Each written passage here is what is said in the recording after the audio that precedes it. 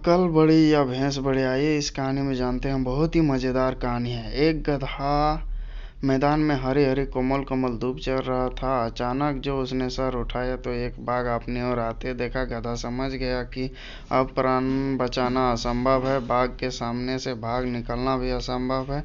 फिर क्या करें, यूं ही प्राण खो दें। बड़े बूढ़े की कहावत बन गया है कि अकल बड़ी या भैंस। क्यों ना आज वही कहावत काम में लाएं, बुद्धि से बल से नीचा दिखाएं और बाघ को उल्लू बनाएं। पिछले एक पैर से लंगड़ा लंगड़ा कर चलना शुरू कर दिया।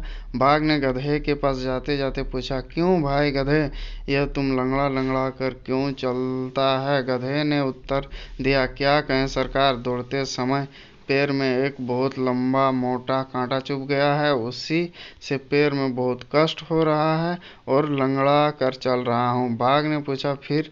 गधे ने कहा, यदि खाने का विचार रखते हो तो पहले वो कांटा बाहर निकालो। कहीं ऐसा ना हो कि मुझे खाते समय वो कांटा गलती से तुम्हारे गले में अटक जाए और तुम्हें अपने प्राण खोना पड़े। बाघ को गधे का कहना जच गया। उसने गधे का वो पैर उठाया और बड़े ही ध्यान से उसमें कांटा को ढूंढना शुरू कर दिया। गधे ने यह मौका बहुत ही अच्छा समझा और कसकर दुलाती फटकारी तथा हवा के समान तेजी से भाग निकला। जो तकड़ा से दुलापी चोट तो बाघ के मुंह टेढ़ा हो गया और उसके सामने वाले दांत झड़ गए और जबड़ा खून से भर गया और बस वह लजी होकर उठ पड़ा।